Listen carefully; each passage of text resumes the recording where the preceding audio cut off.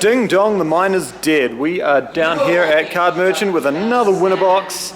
This time taken out by Harry. Harry, how are you going today, buddy? How'd you do? Overall in the end today, I went 4-1 in Swiss, only losing to Mystic Mine, and then winning both of my matches in the top 4. Wow, so you lost to Mystic Mine during rounds, and then you got your revenge in the finals. Is that right? Sure did.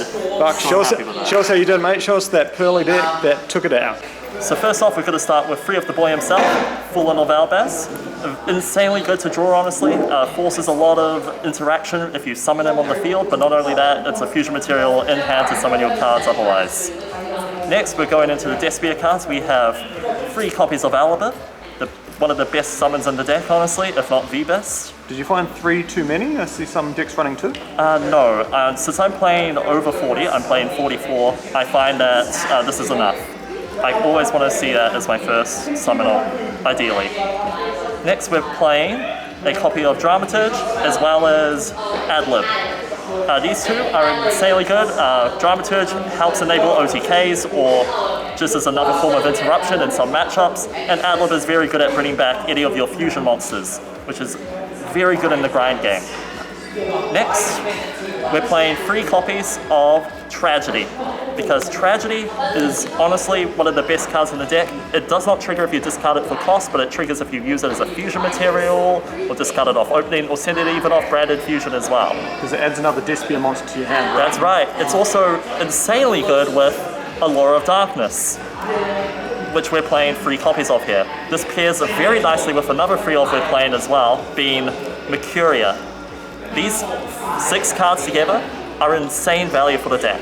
It reminds me of Thunder Dragons almost in that way, as banishing Raw or Dark would just net you insane value. By chance, do you subscribe to Pack? I do not subscribe. I don't watch his content, not for a long while, but I did get pilled on this package by that, and I have found that I have loved it so far. Because thanks to this package, Goblin second, I often find starting with 10 cards in hand because of this package. This pairs extremely well with Branded Sword, which, if you use Mercuria here to add a copy of Albion to your hand, you can use Albion to pitch the Branded Sword to graveyard, and use to tuck it back into the deck to draw another card, and Mercuria can be added back off Branded Sword as well. Give you the negate once you've already set up. Good. Not only that, we also play a few other Full of Albaz named cards. So we have Kit here as well as an alternative Mercuria target, as well as the Incredible Ecclesia here too. Right, and just because they're cards that mention Fallen at Albaz, you can add them off the Tragedy, is that correct? We could add them off Mercuria here. Oh, Mercuria, that's right. Or a copy of, or another card that I'll cover later. Next, we're also playing the Edgem package, playing a free Edge Chain, 2 Fight for Patchwork, and 2 Polymerization. Great value there, great value. Yes, an insanely good combination of cards here that nets me a lot of advantage in the grind game as well. Alright, next, for the branded spells, we are playing Triple Banded Fusion. Well, what else is there to say? It sets up your entire deck, sets up Mirror Jades, triggers Tragedies in Graveyard. It is one of the best cards in the deck, but you don't only send Tragedy off it. Alright, then we have 3 copies of Branded Opening as well. Again, one of the most insane value pieces in the deck. That's insane value, alright. Someone was pointing out it's the 2nd most expensive card in Dharma at the moment. That is true. I'm so glad that I picked those up in bulk early on. Next, I am only playing 2 copies of Branded in red, because in the grind game, realistically, I can use Tragedy's effect in Graveyard to banish itself and set this back to my field. Or, I really don't want to open it a lot of the time, because not only do I have a lot of draw value here, I also can just ideally search it off of Albion's Graveyard effect as well. Alright, next we are playing Branded Loss. Just a singular copy of Branded Loss, and it is one of the highest, the most underrated card in the deck. When I say underrated, I mean the pure variants take advantage of this the best. Any of the splash integers cannot take advantage of this, and this is what really pushes the deck over the edge, it feels like. Just the fact that you can stop your opponent from activating cards in response to your fusion summon, or anything along the lines of that. Next, for alternative cards, we are playing 3 copies of Super Polymerization. Yo, this matching playset here. How'd that work maining that today, though? I found that most of my opponents were ending with fusion or link monsters, which was very helpful with my Albaz here, if I could summon it right away. But otherwise, it was very good with the Despias if I could find a normal summon for that. Otherwise, I found myself siding it out most of the time, as I wasn't really playing too many favorable matchups for Super Polymerization. Next, we are playing only 2 copies of Forbidden Droplets. Like I said, we draw a lot in this deck, and you only really want to see this card going second as well. Then, for our few little one-offs, we are playing Call by the Grave and Foolish Burial. There's another starter and another just play secure. So you're literally playing no hand traps, is that right? No hand traps in main, just all board breakers. Nice, very nice. Did you miss hand traps at all, or? I sided a few hand traps in, but I did not miss them from my main otherwise. I find myself being able to push through all, if not, well, most if not all the boards that I came up against today. Alright, onto the extra deck. We are playing 2 Rebellion, 2 Mirror Jade, 2 Albion. What's there to say about this? This is honestly the ideal ratio for these cards here. Rebellion, sometimes you don't shuffle it back when you use it on field. You always do when you start. And Albion, I could see it being a free off in the deck. However, I am playing a copy of Sprint as an alternative, because not only did I fear cards like Contact C today, I honestly thought it was also another good alternative Super Polymerization target as well. So what does it mean? It requires 1 effect monster special summon this turn and 1 forward of Albaz. If your opponent is using... Hey, that's pretty good. Yep. If your opponent is using Owlwitch, for example, and special summons 1 during your turn, you can go ahead and do that. You can also potentially use it against the mirror match when they use red and then red on you, assuming you don't already super poly their board away. Right, next we're also playing a copy of Titaniclad here. There's a big beater that's unaffected by extra deck monsters, which comes up against Mirror Jades and other cards such as Shurik.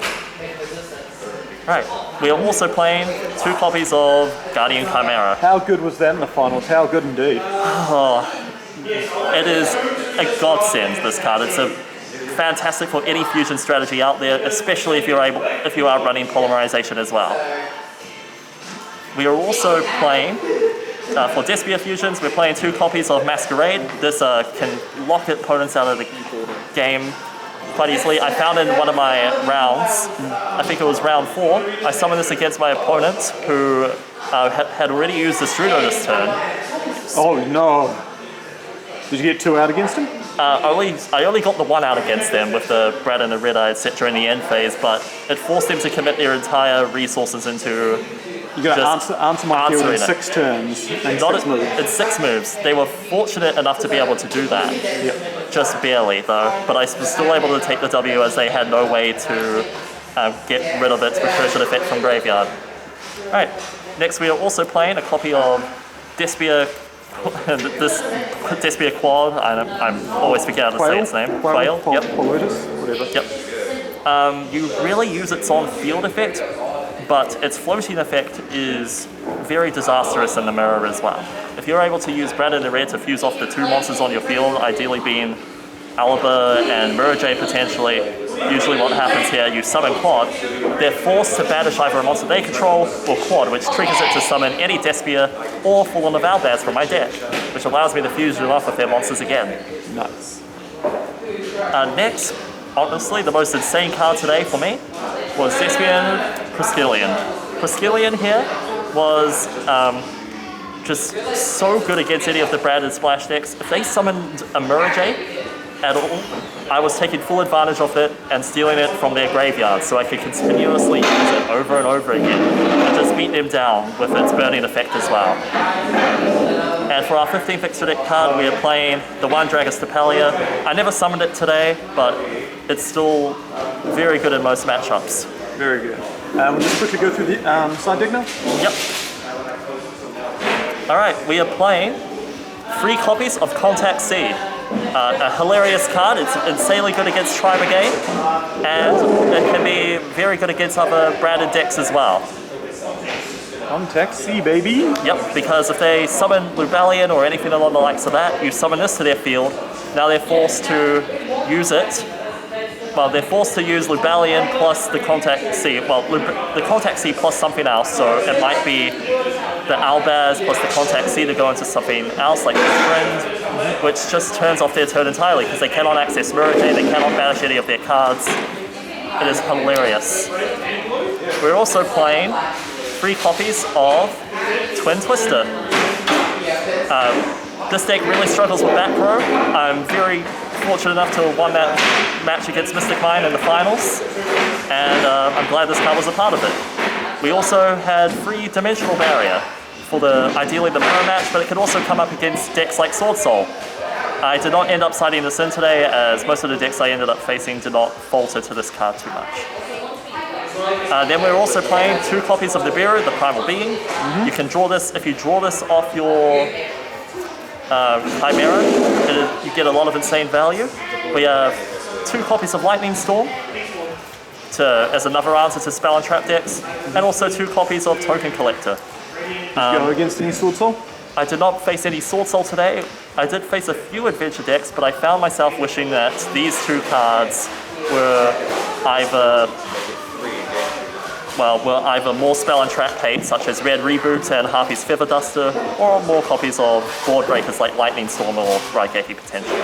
Awesome, awesome. Before we go, you got any shout-outs to Harry? Whoa! Wacky camera. Shout outs to the Freestyles podcast. They're a fantastic. All their glory. And shout outs to everyone I went up against today as well. Shout outs to Mystic Mine not winning. Yes. We like him. We like him. Yeah, that's it for me. Yeah, thanks Harry, congratulations. Very much. I know what's getting muted.